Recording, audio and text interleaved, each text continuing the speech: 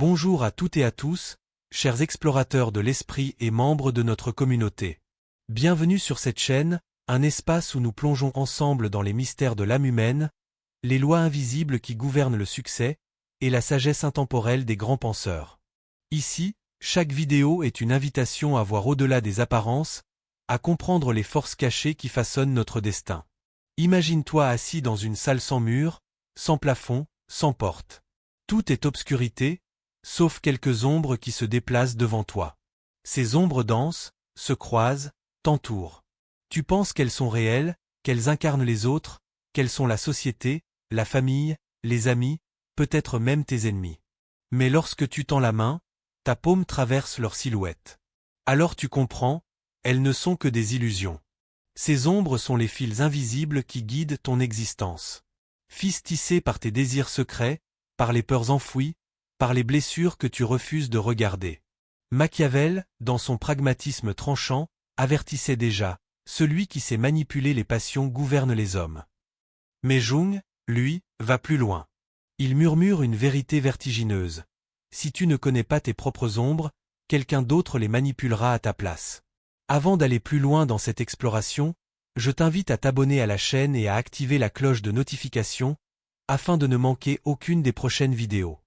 Chaque épisode est une étape sur le chemin de la compréhension intérieure et de l'éveil personnel, et je veux que tu puisses les vivre pleinement, sans en perdre une seule étincelle. Et souviens-toi, les vérités que nous explorons ici ne sont pas de simples idées à écouter. Ce sont des clés. Des clés qui ouvrent des portes invisibles en toi. Alors reste attentif, reste engagé jusqu'au bout, car parfois, une seule phrase suffit à transformer ta vision du monde.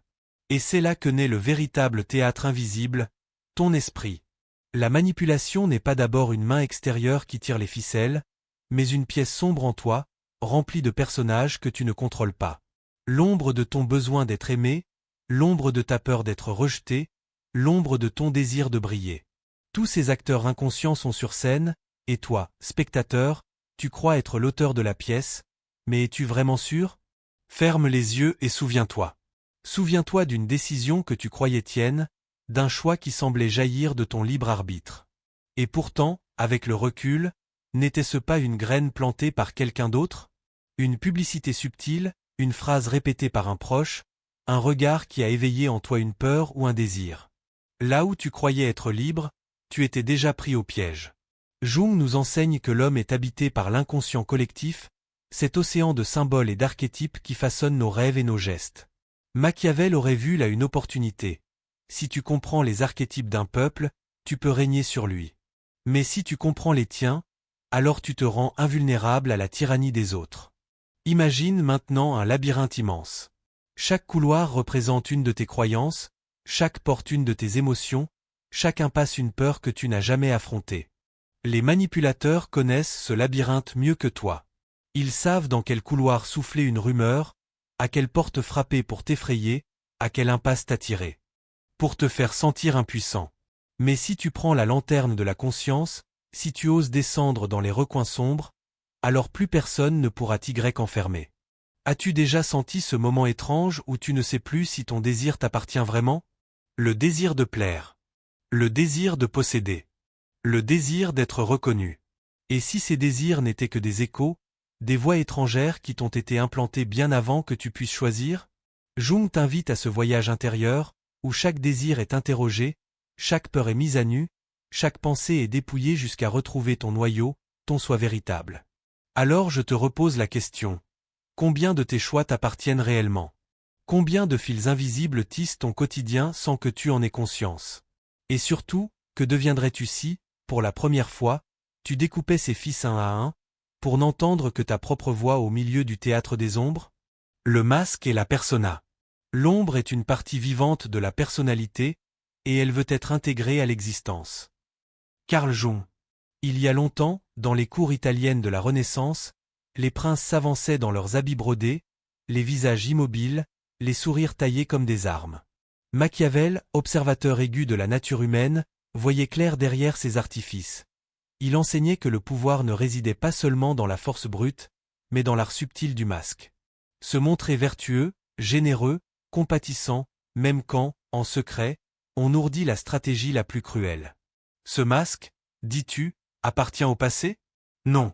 Il est toujours là, plus fin, plus souple, mais omniprésent. Jung lui a donné un nom, la persona. C'est le vêtement psychique que nous enfilons pour être acceptés dans la société. Une seconde peau faite d'apparence, de convenance et de sourire forcé. Observe-toi un instant. Quand tu franchis le seuil du travail, tu ajustes ton masque. Quand tu parles à ta famille, tu en choisis un autre. Quand tu séduis, quand tu te défends, quand tu te tais, toujours un masque, toujours une image polie, prête à refléter ce que l'autre attend. Et peu à peu, dans cette succession de visages empruntés, tu oublies le tien. Combien de fois as-tu souri alors que ton cœur brûlait de rage? Combien de fois as-tu dit oui pour ne pas froisser, alors que tout ton être criait non? Ce masque est une prison dorée. Tu y respires, tu y vis, mais tu n'y es jamais vraiment libre. Les manipulateurs, eux, reconnaissent ce masque au premier regard. Ils savent que plus ton masque est lisse, plus il cache une faille profonde. Ils savent que derrière la façade polie sommeille un être avide d'approbation, désespéré de reconnaissance, tremblant à l'idée d'être rejeté. Et c'est par cette fissure qu'ils s'introduisent, doucement, jusqu'à posséder ce que tu crois être ta volonté. Mais Jung murmure une autre vérité. Déchirer le masque ne signifie pas devenir cruel. Cela veut dire devenir authentique. Retirer ce voile, c'est retrouver la nudité de l'âme, la voix qui ne cherche plus à plaire mais à raisonner juste. Il est des histoires qui illustrent ce voyage intérieur. On raconte qu'un acteur, adulé sur scène, jouait toujours des rôles de héros. Le public le vénérait, croyant voir en lui la bravoure incarnée. Mais un soir, il entra dans sa loge, fixa son reflet dans le miroir, et demanda « Qui suis-je quand les rideaux tombent? Suis-je encore un héros, ou bien seulement une ombre qui ne vit que sous les projecteurs ?» Ce soir-là, il retira son masque. Et ce fut le début de sa libération. Toi aussi, tu as une loge intérieure. Un miroir devant lequel se pressent des visages empruntés. L'élève obéissant, l'ami loyal, le professionnel irréprochable, le confident compréhensif. Mais qui es-tu quand tout cela s'efface? Quelle voix surgit dans le silence? La persona est nécessaire, Jung le savait. Sans masque, nous serions nus devant le monde, vulnérables aux tempêtes sociales. Mais lorsqu'elle devient toute notre identité, elle étouffe l'âme. Le danger n'est pas de porter un masque, mais d'oublier qu'il ne s'agit que d'un masque. Et toi, qu'as-tu oublié derrière le tien? Que as-tu sacrifié pour garder intacte ton image? Peut-être ta colère, que tu as ensevelie sous la politesse. Peut-être ta créativité, que tu as réduite au silence par peur d'être jugé. Peut-être même ta vérité, que tu as maquillée pour rester aimé. Les manipulateurs ne craignent pas ton masque. Ils le manipulent comme un marionnettiste manipule ses fils. Mais ils redoutent une chose, le moment où tu oses l'enlever. Car alors, il n'y a plus d'angle où te saisir, plus de façade fragile à modeler. Il n'y a que toi, entière concis, ancré. Et c'est là, derrière les masques tombés, que commence l'authenticité. Une lumière douce, peut-être timide au début, mais qui brûle avec la force tranquille de ce qui est vrai. La guerre intérieure. Tant que tu n'auras pas rendu l'inconscient conscient, il dirigera ta vie et tu l'appelleras destin. Carl Jung. Écoute. Le champ de bataille ne se trouve pas dans la rue, ni dans les palais, ni dans les bureaux où se prennent les décisions. Le véritable champ de bataille est dans ton esprit. Là où se trament les guerres silencieuses, là où chaque manipulation prend racine avant de s'épanouir dans tes gestes et tes choix. Machiavel enseignait aux princes la stratégie politique, la ruse, la feinte. Mais Jung révèle un territoire plus secret, la stratégie de l'âme. Là où l'ennemi ne porte pas d'armure, mais le visage familier de tes désirs et de tes peurs. Le manipulateur n'invente rien. Il n'a pas besoin de créer tes failles. Elles existent déjà. La peur de perdre. La soif d'amour. La quête insatiable de reconnaissance. Le besoin d'avoir raison. Chaque faiblesse est une brèche dans tes murailles, et chaque brèche appelle l'ennemi. Tant que tu ignores ces fissures, tu n'es pas un guerrier. Tu n'es qu'une forteresse abandonnée, prête à tomber. Un stratège sait que la première victoire est intérieure. Alors observe tes pulsions. Ne les nie pas, ne les cache pas, mais scrute-les comme un général scrute le terrain avant la bataille. Quand la peur surgit, demande-toi, pourquoi me tient-elle ainsi? Quelle promesse secrète la nourrit? Quand le désir brûle, interroge-le. Est-ce moi qui veux, ou est-ce ma blessure qui crie? Le guerrier de l'âme n'avance pas avec des armes, mais avec une vigilance affûtée. Il traque les moindres mouvements de son inconscient.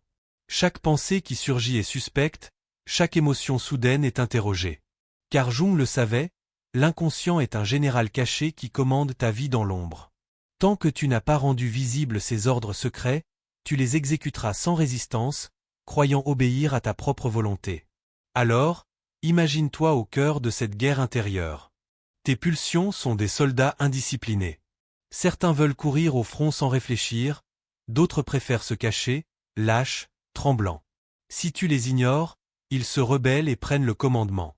Mais si tu les observes, si tu les connais, tu deviens leur chef. Tu transformes le chaos en armée disciplinée. Le manipulateur prospère sur ton désordre intérieur. Il joue de tes envies comme d'un tambour de guerre, accélérant ton rythme, te poussant à l'erreur. Mais si ton esprit est entraîné, si chaque pulsion a sa place dans ton ordre intérieur, aucune main étrangère ne peut dicter la marche. Jung ne parlait pas de fuir ses ombres. Il parlait de les apprivoiser. Une peur reconnue cesse d'être une arme contre toi. Un désir observé cesse d'être une chaîne. Celui qui veut être libre ne cherche pas à se débarrasser de ses instincts, mais à les intégrer. Il ne détruit pas ses ennemis intérieurs, il les recrute, les transforme en alliés. Pense à la colère, par exemple. Mal maîtrisée, elle est une épée retournée contre toi, prête à te faire perdre tout combat. Mais disciplinée, elle devient énergie, feu, force d'action. Pense à ton besoin d'amour. Livré à lui-même, il te rend esclave des flatteurs. Mais reconnu, intégré, il devient compassion véritable, don sincère, puissance créatrice. Alors je te pose une question, comme un défi lancé sur le champ de bataille de ton esprit. Quelle part de toi est trop avide pour être libre? Quelle faille secrète te rend vulnérable aux promesses vides et aux paroles trompeuses? Ne fuis pas cette question. Car c'est là que se trouve la clé. La victoire ne s'obtient pas en abattant l'ennemi extérieur, mais en gouvernant ton royaume intérieur. Machiavel aurait dit, le prince doit contrôler son peuple. Jung te dit, tu dois contrôler ton inconscient. Car dans cette guerre, il n'y a pas d'armistice. Tant que tu ne regardes pas tes ombres, elles marcheront devant toi, et tu les suivras, croyant avancer librement.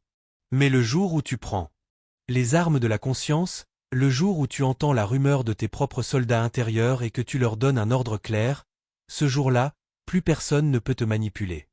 Le miroir des manipulateurs. Connaître sa propre obscurité est la meilleure méthode pour faire face aux ténèbres des autres. Carl Jung. Il était une fois un royaume où la peur de la trahison planait comme une ombre au-dessus du trône. Le roi, redoutant les complots, convoqua ses conseillers et les observa un à un. Tous, d'une voix assurée, lui jurèrent fidélité. Leurs paroles étaient comme des chants de miel, leurs regards remplis d'une loyauté feinte. Tous portaient des masques polis, taillés dans l'or et la flatterie. Tous, sauf un. Ce dernier restait silencieux. Non par crainte, mais parce qu'il connaissait la vérité qui sommeillait en lui. Il savait sa propre soif de pouvoir, son désir d'être un jour roi, son envie d'éclipser les autres. Il avait contemplé cette obscurité sans détourner les yeux. Et parce qu'il l'avait reconnue, aucun autre ne pouvait la manipuler, aucun miroir déformant ne pouvait l'aveugler. Car voici le secret, les manipulateurs ne créent rien, ils reflètent. Ils sont des miroirs tendus à ton âme. Des miroirs impitoyables qui grossissent tes failles pour mieux les exploiter. Là où tu n'as jamais regardé, ils regardent pour toi. Là où tu refuses de voir, ils allument un feu trompeur. Leur pouvoir n'existe que dans ton refus de te voir toi-même. Imagine un voyageur qui marche dans un désert. Devant lui surgit un mirage, une source d'eau scintillante. Assoiffé, il court vers elle, persuadé d'avoir trouvé le salut. Mais il ne voit pas que ce mirage n'est que le reflet de sa soif. Ainsi en est-il des manipulateurs. Ils ne te trompent qu'en utilisant ta propre faim, ton propre manque, ton propre désir de reconnaissance. Lorsque quelqu'un te flatte, il ne fait que refléter ta soif d'être admiré. Lorsque quelqu'un t'intimide, il ne fait que refléter ta peur d'être rejeté. Lorsque quelqu'un t'enchaîne par des promesses, il ne fait que refléter ta difficulté à croire en ta propre force. Ils sont les porteurs de miroirs, Et chaque miroir déforme ton image tant que tu refuses de la contempler directement. Jung l'avait compris, celui qui connaît son ombre désarme le pouvoir des autres. Car comment flatter un homme qui a reconnu son besoin de reconnaissance et l'a apprivoisé? Comment faire trembler celui qui a déjà dansé avec sa propre peur et l'a intégré à son être? Comment tromper celui qui sait qu'il peut être tenté, mais qui ne se cache pas de cette tentation? La liberté véritable n'est pas d'éviter les manipulateurs. Tu ne peux pas éteindre tous les miroirs du monde. Il y aura toujours des voix qui tentent d'acheter ton silence, toujours des mains tendues pour exploiter tes failles, toujours des sourires qui cachent un piège. Non, la vraie liberté, c'est de ne plus leur offrir de prise. C'est de marcher dans la salle des miroirs. Sans jamais être déformé, car tu connais déjà ton visage dans la lumière comme dans l'ombre. Vois le roi de notre parabole, il n'avait pas besoin d'exiger des serments infinis, ni de sonder les cœurs par la suspicion. Il savait que sa force venait de la connaissance de lui-même. Là où les autres étaient esclaves de leurs désirs cachés, lui avait apprivoisé les siens. Et nul miroir ne pouvait l'enchaîner. Et toi, quel miroir t'a déjà capturé? Était-ce le miroir de la séduction, celui où tu as cru voir l'amour alors que tu n'apercevais que ton propre besoin d'être aimé? Était-ce le miroir de l'autorité, où tu as cru voir la force alors que tu n'apercevais que ta peur de te tenir debout seul? La question demeure, oseras-tu affronter tes propres reflets avant qu'un autre ne les retourne contre toi? L'éveil du soi. Je ne suis pas ce qui m'est arrivé, je suis ce que je choisis de devenir. Carl Jung. Ferme les yeux. Respire profondément. Sens l'air entrer et sortir comme une vague qui te relie à quelque chose de plus vaste que toi. Au milieu du tumulte de tes pensées, au cœur des blessures anciennes et des désirs brûlants, il existe un espace silencieux. C'est là que commence ton véritable pouvoir. Machiavel nous a montré le monde extérieur. Un terrain de ruse, de manipulation, de stratégie. Mais Jung ouvre une porte plus intérieure. La victoire qui n'a pas besoin de conquête, la souveraineté qui ne dépend d'aucun trône. Le royaume ultime est celui de ton propre esprit. Celui qui ne peut être manipulé n'est pas celui qui soupçonne chaque sourire ou se barricade contre le monde. C'est celui qui est unifié, celui qui a accueilli sa lumière et son ombre, celui qui n'a plus rien à cacher à lui-même. Imagine ton être comme une grande maison. Dans certaines pièces, la lumière inonde les murs. Ce sont tes forces, tes dons, tes élans créateurs. Mais il y a aussi des chambres fermées, où la poussière s'accumule, où les rideaux sont tirés. Ce sont tes peurs, tes colères, tes désirs inavoués. Tant que tu refuses d'y entrer, ces pièces restent habitées par des spectres qui gouvernent ta vie en secret. Mais le jour où tu oses allumer une bougie dans ces lieux, tu découvres que ces fantômes n'étaient que des parties de toi qui attendaient ton regard. Et soudain, une transformation s'opère. Ce qui était ombre devient force. Ta peur devient prudence. Ta colère devient énergie. Ton désir devient créativité. Les chaînes invisibles se dissolvent, non pas parce qu'elles disparaissent, mais parce que tu cesses de leur tourner le dos. Tu les regardes, tu les assumes, tu les intègres. Là réside le véritable éveil. Pas dans le rejet des ténèbres, mais dans leur intégration. Jung l'appelait le chemin vers le soi, cette totalité de ton être où tout trouve sa place, où rien n'est exclu. Dans ce centre lumineux, plus personne ne peut te manipuler, car tu n'as plus de fissures secrètes à exploiter. Les flatteries glissent sur toi comme la pluie sur la pierre. Les menaces n'atteignent pas ton cœur. Les promesses vaines ne trouvent aucun écho. Ferme encore les yeux. Inspire. Expire. Et demande-toi, quelles chaînes invisibles tiennent encore mon esprit? Est-ce la peur du jugement des autres? Est-ce le besoin d'être admiré? Est-ce la nostalgie d'un passé qui ne reviendra plus? Observe ces chaînes, et vois comme elles se dissolvent quand tu oses les nommer. Chaque respiration devient une libération. Chaque regard intérieur devient une victoire. Tu n'as plus besoin de lutter contre des ennemis invisibles, car tu les as invités à ta table. Tu n'as plus besoin de jouer un rôle, car ton être profond suffit. Dans cet état d'unité, Machiavel perd son empire. Car ses leçons s'adressaient aux hommes divisés, aux cœurs écartelés entre ombre et apparence. Mais toi, tu n'es plus divisé. Tu es imprenable. Tu es devenu ton propre centre de gravité. Alors, laisse monter en toi cette vérité simple. Tu n'es pas ce qui t'est arrivé. Tu n'es pas tes blessures, ni tes peurs, ni tes illusions passées. Tu es ce que tu choisis de devenir. Et ce choix, nul ne peut te le voler. À l'instant où tu regardes à l'intérieur, à l'instant où tu tends la main vers ton ombre et l'intègres, tu accèdes à ta royauté intérieure. Le soi véritable s'éveille, lumineux, indestructible.